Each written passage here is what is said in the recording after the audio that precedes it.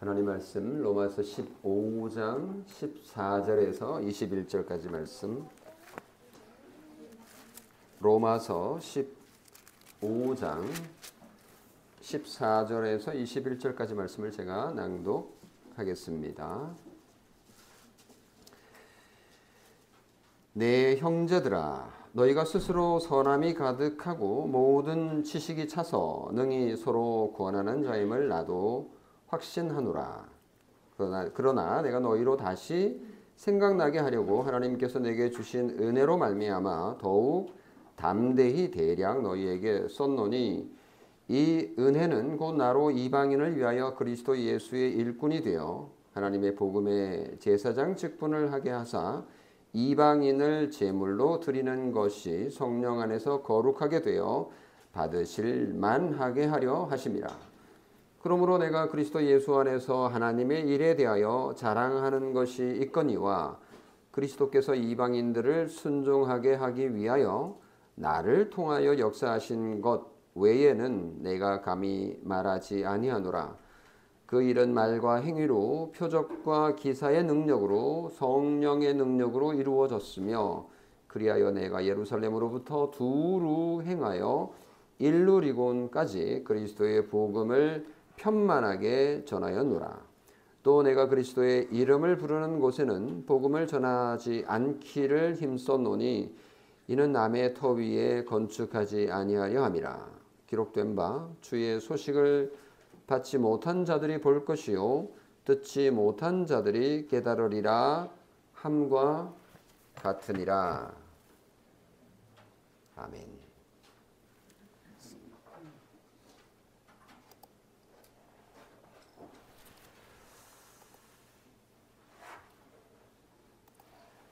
로마서 강해에 이어서 오랜만에 설교를 듣게 됩니다. 2025년 1월 한 달 동안 예배에 대해서 3번의 설교가 있었기 때문에 그렇게 된 건데요. 로마서 강해 오늘 42번째입니다. 언제 시작했는가 찾아보니까 2023년 3월 19일에 첫 번째 로마서 강해가 시작됐는데 벌써 2025년 2월입니다. 이렇게 오래 걸리리라고 예상하지 못했는데 이제 막바지에 도달했습니다. 하지만 아직 완전히 마지막은 아닙니다. 로마서 15장 오늘 읽은 본문 14절부터가 로마에서 마지막 부분이라고 생각하시면 됩니다. 16장도 또 있습니다. 16장 27절까지 이어지는데 이제 로마서의 결론 부분이라고 보시면 되겠습니다. 이 부분에서 바울은 복음의 원리와 생활의 권면을 마무리하고 이제 개인적인 상황들, 그리고 계획들, 그리고 문안과 송령으로 이제 편지가 마무리가 됩니다. 오늘 설교는 미답지 삶의 원리라는 제목인데요. 바울이 편지의 목적을 14절에서 16절에 밝히고 있는데, 바울이 지금 이 편지를 쓰고 있는 것을 한번 다시 상기시켜 보면, 바울은 제3차 전도 여행을 하던 중에 고린도에 머물고 있을 때에 로마에 있는 교회에 로마서를 쓴 것으로 우리가 생각합니다. 이 편지를 쓰고 있는 바울의 나이가 몇 세나 됐을까? 바울의 나이를 밝히고 있지 않기 때문에 우리가 추정할 수밖에 없는데요. 바울의 나이가 이때쯤 아마 52세 정도나 또는 56세 정도 되었을 것이다. 이 영역에 속하시는 분 계시는지 모르겠습니다만 이미 저는 이 나이 범위를 지나친 지 오래됐습니다. 저보다 훨씬 나이가 젊었을 때 로마서를 쓴 거죠. 그러면 바울은 예수님하고 비교할 때 나이 차이가 어떻게 되느냐 궁금하시죠? 아마 9살 정도 차이가 날 것이다. 그러니까 예수님이 9살 정도 나이가 더 많을 거다. 이렇게 이제 보는 거죠. 바울이 한 15세 정도 됐을 때 15세에서 20세 사이에 예루살렘에 와서 유학을 했는데 그 당시에 율법 전문가인 가말리알 밑에서 공부를 했으니까 바울은 대단한 학자였습니다. 예수님이 하늘로 승천하신 후에 4년이 지났을 때쯤, 그러니까 바울이 32세쯤 됐을 때에 엄청난 경험을 하게 됐습니다. 그게 바로 바울의 회심 사건입니다. 다메섹으로 예수 믿는 사람들을 잡으러 가는 도중에 바울이 예수님을 만났어요. 그래서 그때 이후로 바울이 그의 삶을 완전히 이제 바뀌게 되는 그런 경험을 하게 되는데, 주후 그러니까 45년경에 이제 바울이 회심한 이후 한 14년 지나서 다시 말하면 주후 45년경에 전도 여행을 이제 시작합니다. 그렇게 해서 1차 전도 여행, 2차 전도 여행, 3차 전도 여행 중에 로마서를 썼다고요. 이 당시 그 평균 수명이 35세에서 40세밖에 안 됐다 그래요. 그러니까 바울이 지금 53세에서 또는 52세에서 56세 정도 된다 그러면 상당히 오래 산 거죠. 그래서 바울의 모습을 우리가 그림으로 상상해서 그려본다면 이 당시 아마 수염이 있고 제법 늙은 할아버지 모습을 가지고 있었을 것이다. 비록 저보다 나이는 어린 그런 상황이지만 말입니다. 요즘이야 뭐 저도 수염을 다 깎고 머리도 안 기르고 그러니까 좀 젊어 보이지만 이 당시에 뭐 수염하고 또 잘 못 먹고 또 영양 상태도 별로 좋지 않으면 나이가 아무리 많아도 엄청 늙어 보였을 가능성이 있습니다. 이거는 성경에 나오는 건 아니고요. 순전히 상상해서 말해 본 겁니다. 그렇지만 뭐 거의 정확할 것이라고 예상은 합니다만 어쨌거나 그렇게 한번 그림을 그려봤어요. 이렇게 바울이 편지를 쓰고 있는데 죄송합니다. 편지를 이제 마무리하는 단계입니다. 이제 로마 교회 형제 자매들에게 마무리를 어떻게 해야 될까? 여러분 같으면 어떻게 이 편지를 마무리하겠습니까? 14절을 한번 읽어보겠습니다. 같이 읽어볼게요. 시작. 내 형제들아, 너희가 스스로 선함이 가득하고 모든 지식이 차서 능히 서로 구원하는 자임을 나도 확신하노라.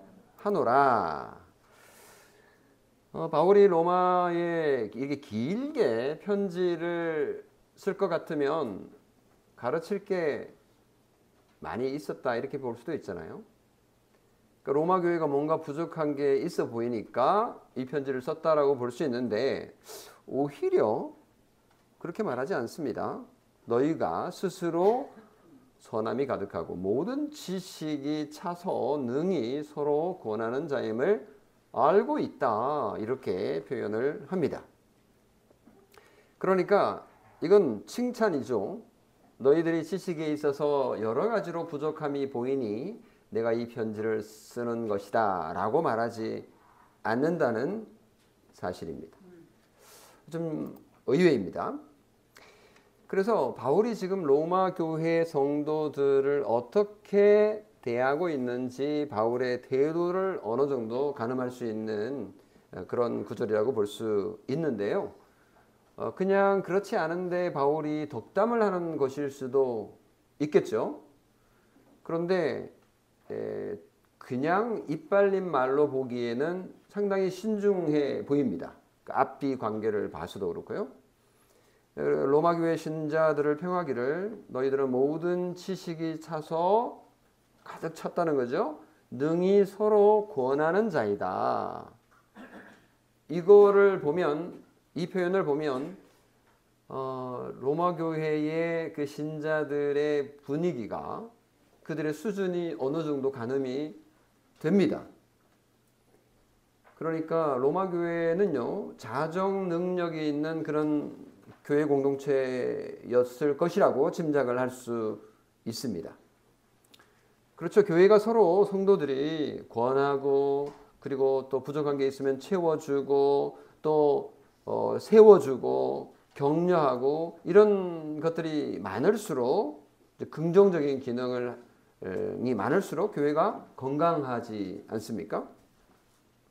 교회 안에서 문제가 생기고 또 잘못이 생기고 또 무슨 안 좋은 일이 생겨났을 때에 서로 손가락질하고 정죄하고 비난하고 분노하고 그것 때문에 다툼이 일어나고 이런 모습은 건강한 모습이라고 볼 수 없겠죠. 그런데 바울이 평가하고 있는 로마 교회는 그런 점에서 모든 지식이 있고 지식만 있는 것이 아니라 능히 서로 권하는 자다. 내가 가진 지식으로 다른 사람을 도와줄 수 있고 또 다른 사람도 나를 도울 수 있는 그런 자정 능력이 있는 교회다라는 것을 우리가 짐작할 수 있습니다. 모든 교회가 이러면 얼마나 좋겠습니까? 성경에만 봐도 로마 교회의 이런 칭찬을 받을 만한 교회가 그리 많이 없습니다. 요한계시록에 나오는 아시아의 7교회에도 칭찬받은 교회는 하나밖에 없었어요.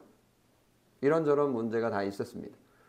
지금 이 편지를 쓰고 있는 이 고린도의 이 장소에 있는 고린도 교회만 하더라도 분란과 다툼이 아주 심각했다라는 거 우리가 너무나 잘 알고 있지 않습니까? 최근에 우리가 고린도 전서 후서를 우리 성경 읽기 하는데 다 읽었는데 뭐 난리가 아니었습니다. 서로 고소하고 고발하고 뭐 서로 싸우고 난리가 아니었습니다. 근데 그에 비해서 로마 교회는 서로 권면을 해도 될 만큼 성숙한 자정 능력을 갖춘 그런 교회였다라는 평가를 바울이 하고 있는데, 야, 참 귀하고 소중하다. 이런 교회가 되면 좋겠다라는 생각을 하게 됩니다. 자, 그러면 왜 바울이 로마 교회에 편지를 썼을까? 이미 잘 하고 있는데 그 이유가 15절에 나옵니다. 같이 한번 읽어볼까요? 15절 시작. 그러나 내가 너희로 다시 생각나게 하려고 하나님께서 내게 주신 은혜로 말미암아 더욱 담대히 대략 너희에게 썼노니. 로마서가 상당히 긴데 뭐 대략 썼다고 표현을 하는 게 좀 의외입니다. 죄송합니다. 여기 이게 자꾸만 오류가 생겨서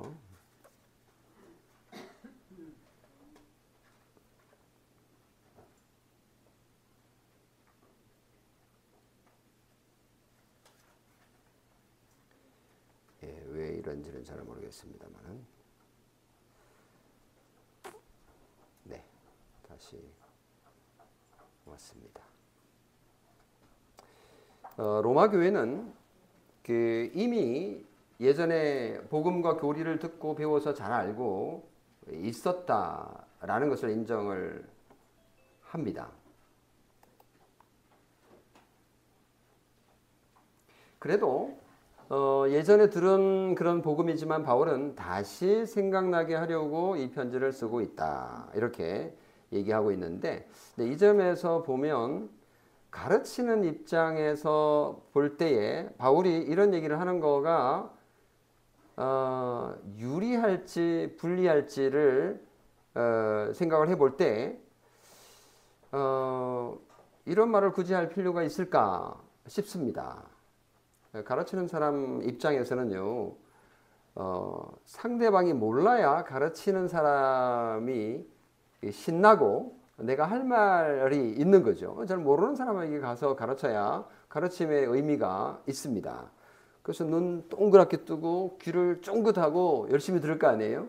그런데 이미 지식이 가득한 자들에게 지금 이 편지를 쓰는 것은 되게 의미가 없을 수 있는 거잖아요. 그럼에도 불구하고 바울은 솔직하게 자신이 이런 얘기를 합니다.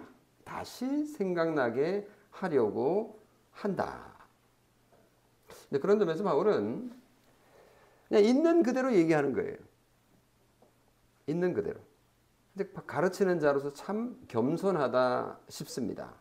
그러니까 대체로 뭐 부흥사나 뭐 기타 대강사들은 나는 이만큼 알고 있어. 난 이만큼 유명해. 당신들은 나한테 배워야 될 사람이야. 이런 자세이잖아요.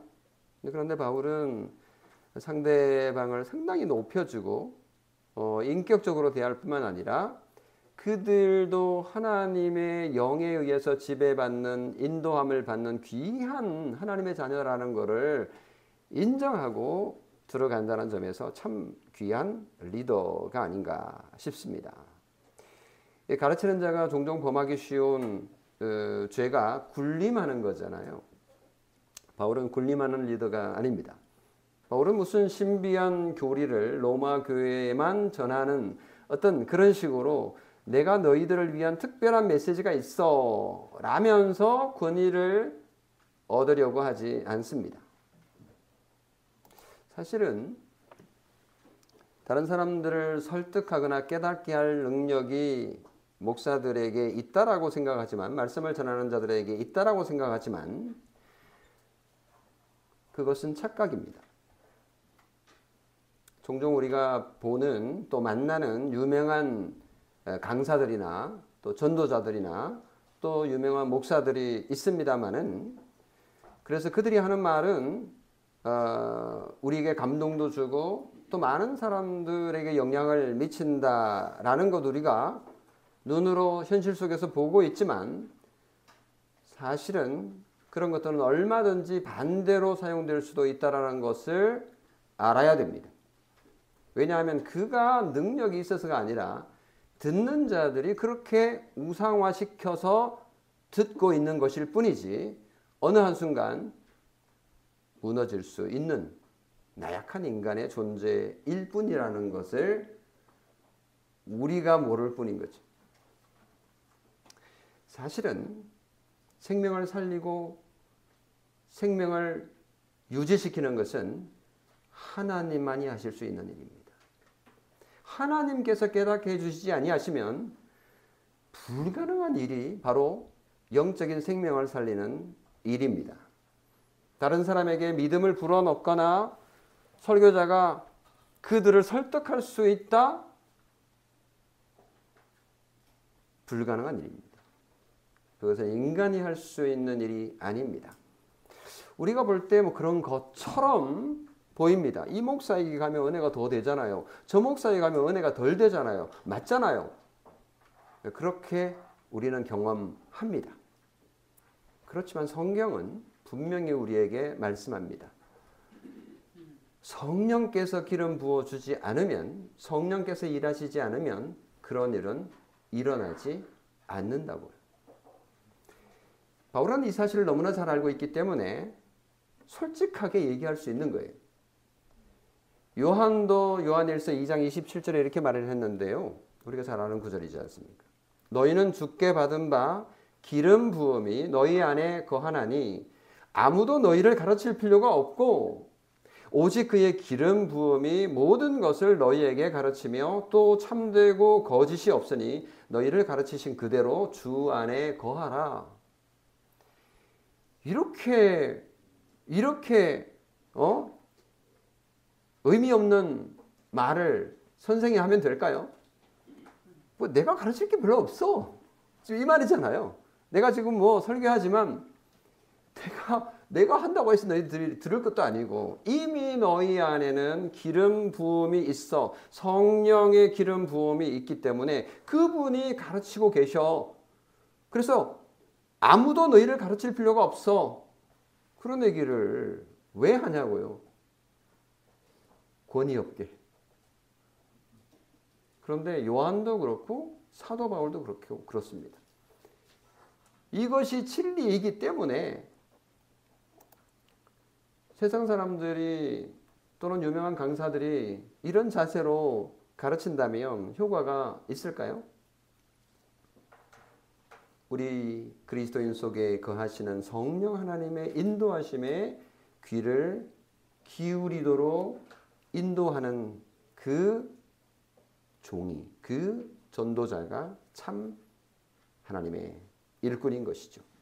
왜냐하면 성령께서 우리 마음속에 다 계시면서 깨닫게 하시고 감동하게 하시고 믿게 하시고 죄를 인정하게 하시고 하나님을 붙들게 하시기 때문입니다. 바울이 바로 그런 자세로 일을 하고 있습니다. 하나님 앞에서 정말 바른 자세이고요. 교회 앞에서 겸손한 자세입니다. 바울은 주입하려고 하지 않습니다. 바울은 강제하지 않습니다. 바울은요, 위협하지 않습니다. 성령님이 깨닫게 하실 것이기 때문에 그것으로 충분하다라고 믿습니다. 당장 이 자리에서 결단하십시오 라고 강요하지 않습니다. 그런 분위기를 조장하지도 않습니다. 저희들 어렸을 때 어디 부흥회 가면 앞에 이렇게 결단의 자리가 있어요. 이렇게. 그래서 설교 끝날 때쯤에 오늘 예수 믿기로 작정하시는 분 앞으로 나오십시오. 이렇게 앞에 쭉 앉힙니다. 이제 감리교회에서 주로 많이 하던 부흥회에 반드시 하는 형태이죠. 또는 뭐 눈 감으라 그러고 손 들으라 그러고 자리에서 일어나라 그러고 지난번에도 일어나더니 또 일어나고 또 일어나고 제가 교육자를 보니까 뒤에서 이제 보죠. 지난번에도 하더니 또 하시고 저분은 왜 저러시지 싶을 정도로 자꾸 하니까 그렇게 할 수밖에 없는데 그런 어떤 부담을 자꾸만 느끼는 거예요. 그러니까 듣는 사람도 그렇게 느끼고 전하는 자도 그렇게 느끼는 건데 이것은 이제 강요인 거죠, 일종의. 바울은 그렇게 하지 않습니다.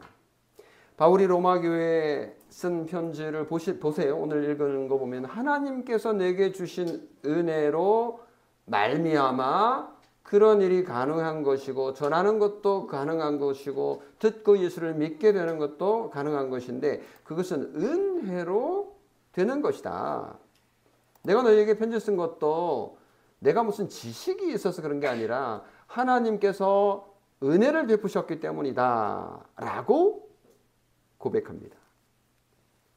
그래서 바울이 신자로서 담대히 전할 수 있었던 것도 은혜 때문이고 듣는 자가 하나님을 만나게 된 것도 은혜 때문이다 라고 고백을 하는데 그 은혜가 도대체 뭐냐? 16절에 이렇게 밝힙니다. 16절 같이 한번 읽어볼까요? 시작.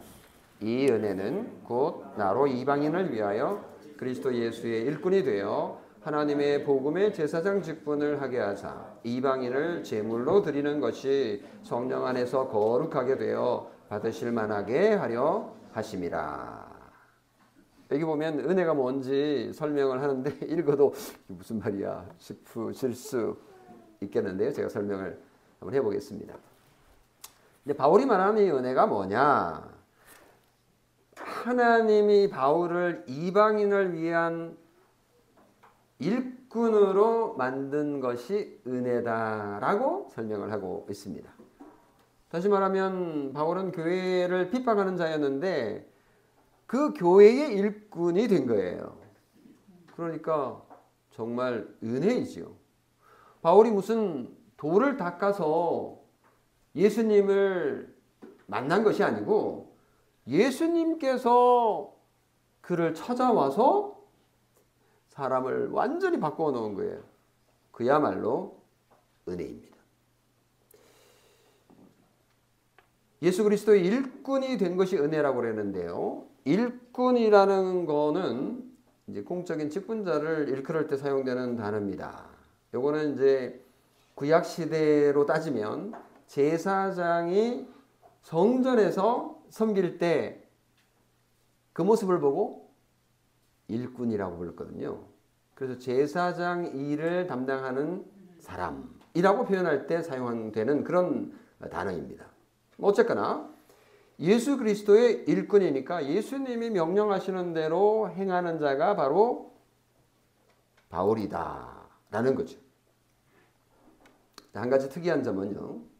이제 바울이 받은 은혜, 다시 말하면 이방인을 위한 그리스도 예수의 일꾼이 되었다. 이방인들에게 다시 말하면 유대인이 아니라 이방인들에게 복음을 전하도록 부름받은 자신의 일을, 이 은혜를 구약시대의 성전에서 섬기는 제사장과 그 직무에 비유해서 설명을 하고 있다는 사실입니다. 다시 말하면 바울의 사도적 직분은 구약시대의 하나님의 복음의 제사장 직분으로 설명을 하고 있는 거예요. 여기 이제 제사장 직분이라고 이제 번역된 거가 사실은 뭐 동사 형태로 표현된 건데 뭐 그래도 이해하는 데는 아무 문제가 없습니다. 제사장 직분을 수행하는 거, 이게 이제 일꾼의 일인데 하나님의 복음을 제사장처럼 섬긴다 이런 말입니다. 그러면 제사장이 성전에서 하나님을 섬긴다라고 할 때 주된 일이 제사를 드리는 건데 제사를 드리려면 반드시 뭐가 필요해요? 제물이 필요합니다. 그러면 이건 이제 비유니까 바울이 지금 이방인을 섬기고 있는 복음을 이방인에게 전하고 있는데 제물이 뭐냐? 제물은 이방인이다. 이렇게 되는 거죠. 그러면 이방인을 죽이는 거네. 뭐 이제 이런 의미인데 그러니까 제물은 하나님께 드린다라는 개념이니까 이 이방인을 드린다라는 의미로 쓴 겁니다. 죽인다라는 의미가 아니고. 그러니까 제물은 하나님께 올려드리는 거잖아요. 그래서 이방인을 제물로 드리는 것, 이게 바울에게는 은혜였다. 사실은 자기는 정말 멸망받을 엄청난 나쁜 죄를 짓고 있었던 예수님의 제자가 될 수 없는 존재인데 예수님의 사도가 되어서 지금 이방인들을 위한 사도가 된 거, 이거는 정말 자기가 생각해도 이거는 어처구니 없는 일이다. 정말 은혜가 아니고는 이건 불가능한 일이다. 라고 로마 교회 성도들에게 말하고 고백하고 있는 것입니다. 그러니까 이방인에게 복음을 전해서 저들을 구원하는 거죠. 그들의 죄를 없애고 하나님과 화해시키는. 그래서 이방인을 제물로 드려서 하나님과 이렇게 화해시키는 그런 일을 감당하게 된 것이 정말 은혜이다. 성령 안에서 거룩하게 되어 받으실만 하게라는 표현이 나오는데 이거는 이제 뭐 거룩하다 그러니까 성화를 얘기하는 것 같은데 문맥으로 볼 때 성화라기보다는 그냥 예수 믿을 때에 우리가 죄를 용서받아서 의인이 되어야 된다라는, 그래서 성도, 거룩할 성자라 쓰잖아요.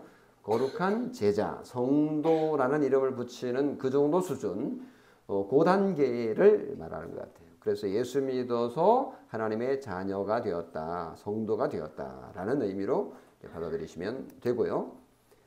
그리고 여기 이제 받으실만 하다라는 것도 하나님께서 즐겨 기쁨으로 받아들이신다, 이런 의미로 이제 받으시면 이해하시면 되겠습니다. 그래서 바울의 사역으로 인해서 로마 교회 성도들이 큰 위로를 얻었고 복음을 다시 듣게 되므로 더 굳건하게 설 수 있었다라는 것을 알 수가 있습니다. 동시에 오늘 우리 교회도 이 로마서를 42회째 설교를 듣고 있는데 하나님의 복음을, 바울이 전한 이 복음을 통해서 우리가 큰 은혜를 누릴 수 있게 된 것이 참으로 고맙고 감사합니다. 자, 두 번째 바울의 사역에 대해서 살펴보도록 하겠습니다. 아마도 바울이 21세에 예수님을 만나서 14년 동안 이제 준비를 하고 31세에, 그리고 35세에 복음 전도자로 나선 거고, 그렇게 해서 1차, 2차 전도 여행을 다니고 3차 전도 여행 중에 사역자로 이제 12년이나 보내고 있는 그런 상황에서 바울이 그동안 1차, 2차, 3차 쉽지 않은 그런 전도 여행 중에서 맺은 열매들이 상당히 많이 있는데요. 나름 자랑할 것이 있었던 것 같습니다. 겸손한 바울이 자랑하는 것이 무엇인지 그 내용을 한번 살펴보면 17절에 나옵니다. 같이 읽어보겠습니다. 그러므로 내가 그리스도 예수 안에서 하나님의 일에 대하여 자랑하는 것이 있거니와. 바울의 자랑은 그리스도 예수 안에서 하나님의 일을 자랑합니다. 하나님이 바울에게 주신 은혜가 곧 하나님의 일인 거죠. 바울이 예수 안에서 하나님의 일을 그동안 해왔는데 그 일이 어땠는지를 회고하면서 표현하기를 18절 19절에 이렇게 말합니다. 같이 읽어보겠습니다. 그리스도께서 이방인들을 순종하게 하기 위하여 나를 통하여 역사하신 것 외에는 내가 감히 말하지 아니하노라. 그 일은 말과 행위로 표적과 기사의 능력으로 성령의 능력으로 이루어졌으며 그리하여 내가 예루살렘으로부터 두루 행하여 일러리곤까지 그리스도의 복음을 편만하게 전하였노라. 바울이 이방인을 위한 그리스도 예수의 일꾼으로 사역한 것이 자랑스럽다. 이게 이제 자랑입니다. 그리스도께서 이방인을 구원할 계획을 가지셨고 그 일을 바울에게 맡긴 것이 너무 영광스럽다는 의미입니다. 사실은 복음 전도는 바울 자신의 작품이 아닙니다. 자기의 계획도 아니죠.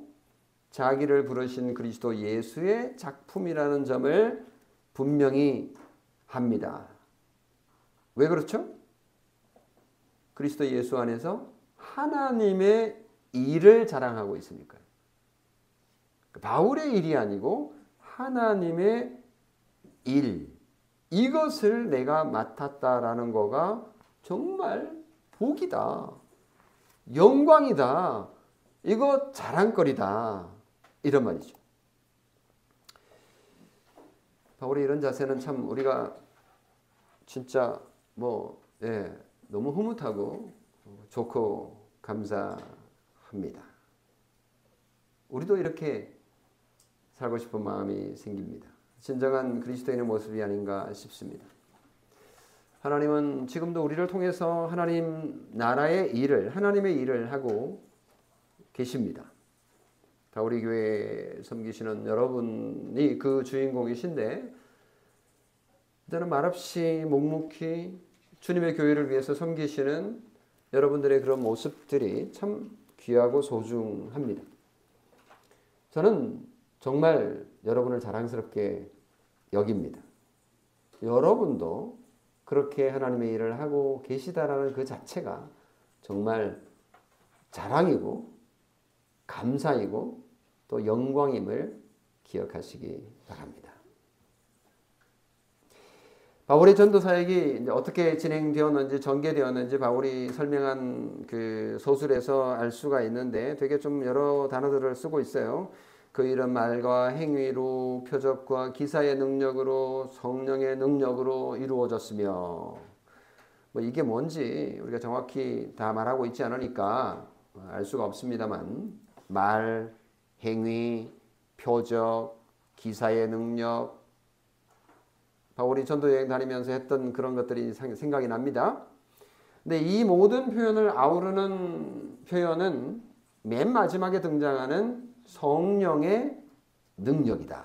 이렇게 보시면 이의가 없을 것 같아요. 쭉 나열을 했지만 맨 마지막에 말한 성령의 능력, 성령의 능력으로 바울이 사도적인 역할을, 사도로서의 역할을, 사역을 감당할 수 있었다라는 뜻입니다. 그야말로 은혜이지요. 그러니까 바울은 자랑할 것이 없어요. 자랑할 것이 있다면 하나님, 그분이고 하나님이 하시는 그 일이었던 것이죠. 그래서 좀 더 바울이 자신의 그 자랑을, 다시 말하면 하나님의 일을 설명하는데, 그리하여 내가 예루살렘으로부터 두루 행하여 일루리곤까지 그리스도의 복음을 편만하게 전하였다. 다시 말하면 바울은 지역적으로 넓은 그 로마 제국 구석구석 다녔다, 이런 뜻입니다. 예루살렘으로부터 두루 행하여 일루리곤까지. 일루리곤이라는 지역이 어디인지 기억나십니까? 바울이 다녔던 그러니까 3차 전도 여행 지금 중간인데 1차, 2차, 3차 일루리곤이라는 곳이 있었나요? 처음 듣죠. 뭐 비스무리한 지역들은 좀 있었던 것 같은데 일루리곤은 성경 여기에 처음 등장하고 끝납니다. 그래서 학자들이 여기가 어딘가 고민을 많이 했는데 여기는 아마도, 이제 아마도입니다. 추정이죠. 알바니아, 지금의 알바니아 지역, 그리고 코소보가 있는 지역, 그래도 어딘지 감이 안 오시죠. 몬테네그로가 있는 지역, 그래도 모르시겠죠. 세르비아, 들어보셨죠. 보스니아 헤르체고비나 아시죠? 몰라요? 크로아티아는 아시죠? 예, 슬로베니아, 그 지역입니다. 그러니까 마케도니아에서 계속 좀 서쪽으로 가면 있는 정말 아름다운 지역입니다. 지금은 거기 전쟁이 너무너무 많이 있어가지고요. 정말 자연은 아름다운 곳이라 그러는데 이곳에 달마티아라는 지역이 있습니다. 그 지역을 달마티아라고 부르는데 이 달마티아가 달마시안이라는 표현인데요. 101마리의 달마시안이라는 그 애니메이션 여러분 기억하세요? 그 점박이 개. 그 점박이 개를 달마시안이라고 하는데 이 달마시안이 달마티아라고 하는 그 지역에서 왔나 봐요. 이제 그 지역이 바로 일루리곤이라고 학자들은 이제 분석해 냅니다. 자, 그러니까 그러면 바울이 언제 이 일루리곤 지역에 갔을까라고 추정을 해 보는데 아마도 바울이 제3차 전도 여행 중에 그러니까 고린도로 오기 전에 마게도니아 지역을 거쳐서 오거든요. 근데 그 아마도 마게도니아 지역을 거쳐올 때 그 공백 기간이 있었을 것이다. 그 기간에 아마 이 달마치아 지역으로도 일루리곤 지역으로 가서 전도 여행을 했지 않나. 기록에 남기진 않았지만 라고 추정을 하는 것입니다. 그래서 뭐 이거는요 그냥 듣고 넘기세요. 중요한 건 아니니까요. 이제 바울이 말하고자 하는 거는 지금 로마가 다스리는 제국 안에 내가 구석구석 복음을 전했다라는 것을 지금 말하고자 하는 것입니다. 이게 은혜라는 거죠. 바울이 이렇게 이방인의 사도로서 사역할 수 있었던 것은 모두 하나님의 은혜이니 정말 고맙습니다. 내가 대단해서가 아닙니다라고 고백하고 있는 것이니까 이 편지를 받는 로마 교회 성도들이 느낄 때 얼마나 참 듬직하고 얼마나 참 믿음직하고 얼마나 참 감사했을까. 정말 아름답고 존경스러운 그런 말씀의 사역자이다 라는 생각이 묻어 나옵니다. 성도 여러분, 우리도 하나님의 은혜로 자랐고 하나님의 은혜로 공부하고 하나님의 은혜로 직장을 가지게 되고 하나님의 은혜로 결혼하고 하나님의 은혜로 가정을 꾸리고 하나님의 은혜로 자녀를 지금 양육하고 계실 겁니다. 하나님의 은혜로 하나님 나라의 자녀로 살아가고 있지 않습니까? 그렇게 우리를 인도하신 하나님의 은혜를 자랑하십시오. 이것이 우리에게 주어진 특권입니다. 마지막 사역의 원리. 여기서 오늘 설교 제목이 나왔는데요. 20절과 21절 한번 읽어보겠습니다. 시작. 또 내가 그리스도의 이름을 부르는 곳에는 복음을 전하지 않기를 힘썼노니 이는 남의 터 위에 건축하지 아니하려 함이라. 기록된 바 주의 소식을 받지 못한 자들이 볼 것이요 듣지 못한 자들이 깨달으리라 함과 같으니라. 이제 바울의 이 사역 원리를 저는 미답지론이라고 불러보겠습니다. 뭐 성경에는 미답지론이라는 말은 단어는 나오지 않는데 그 미답지라는 말은 그 아직 발길이 닿지 않은 땅을 일컫는 한자어입니다. 그러니까 누구도 가보지 않은 그 미개척지라는 의미로 사용되는 거죠. uncharted territory라고 하는 표현도 있고 또는 frontier mission이라는 단어도 있고 여러 표현으로 사용되는데 그러니까 선교지에서 주로 사용되는 단어이기도 합니다. 복음이 아직 전해지지 않은 곳에 선교사로서 가는 거를 미답지 선교 원리다 뭐 이걸 당연하다고 여러분 생각하실지 모르지만 많은 선교사들이 이미 복음이 전해진 곳에서 복음을 전하고 있습니다. 그것도 선교이거든요. 근데 선교의 성격상 복음이 전해지지 않는 곳에 복음을 전하겠다라고 바울이 고백한 것은, 바울은 더 대단하고 그렇지 않은 사람들은, 복음이 있는 곳에 전하는 자들은 덜 대단하냐, 그 얘기를 하려고 하는 것이 아니라 바울의 부름은 그것이다라는 뜻입니다. 그래서 기본적으로 선교는 미답지론을 따르는데 자신의 이 선교 사역이 남이 닦아놓은 터 위에 집을 짓는 이것은 옳지 않다라고 생각을 했고, 그래서 바울의 선교 원리는 미답지론을 실천하는 것이었다 해서 많은 선교지에서 이제 따르고 있는 부분인데, 저희들은 선교사는 아니지만 이 세상에 살면서 이런 미답지 원리의 삶을 살 필요는 있겠다라는 생각이 듭니다. 그래서 저는 오늘 시간이 다 됐기 때문에 거창고등학교 초대 교장인 전영은 교장이 이 바울의 이 고백에서 딴 직업을 선택하는 데 있어서의 미답지론을 직업식계라는 것으로 창조해냈습니다. 만든 거죠. 네, 우리가 어떻게 살아야 될지를 보여주는 나름 약간 지침이 되는 그런 거라서 제가 소개를 하고 설교를 마무리하려고 합니다. 이건 뭐 인터넷 찾아보면 뭐 많이 나오는데요. 제가 여러분에게 설교 카드에도 요 사진을 올렸습니다만은 직업 선택의 10개 제1계명 이렇게 뭐 붙여놨어요. 재미로. 월급이 적은 쪽을 택하라. 2.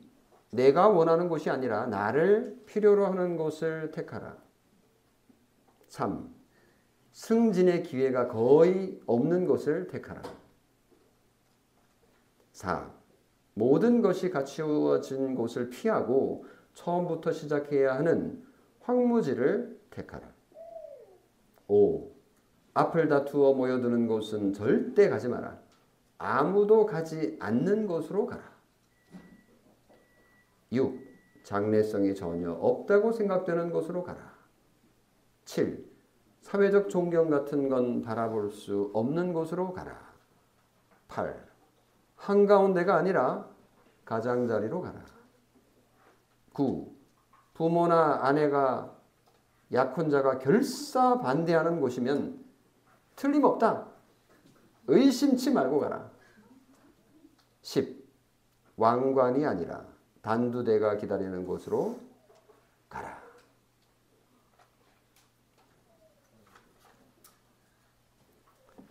기도하겠습니다. 사랑이 많으신 아버지 하나님, 하나님의 은혜를 한없이 받은 저희들, 하나님께서 우리를 일꾼으로 불러주셔서 주부로, 가장으로, 자녀로, 학생으로, 직장인으로 살게 하시니 감사합니다. 하나님께서 우리를 부르신 그 부름의 상을 향하여 우리의 일터에서 주님께서 부르신 그 부름의 명령을 향해서 한 걸음 한 걸음 달려가려고 합니다. 그런데 인생의 한 시점에서 우리는 시험에 빠지기도 하고 유혹에 빠지기도 하고 실패하기도 하고 넘어지기도 하는 저희들의 인생입니다. 성령 하나님께서 오늘 바울 사도의 삶을 통해서, 고백을 통해서 우리에게 주시는 말씀을 듣기를 원합니다. 하나님께서 우리를 부르신 그 부름의 상을 향해서 달려갈 때에 우리를 부르신 우리의 주인이신 예수 그리스도의 명령을 쫓아 실천하며 살아가는 저희들 되고 싶습니다. 하나님 도와주시옵소서. 우리 주 예수 그리스도의 이름으로 기도합니다. 아멘.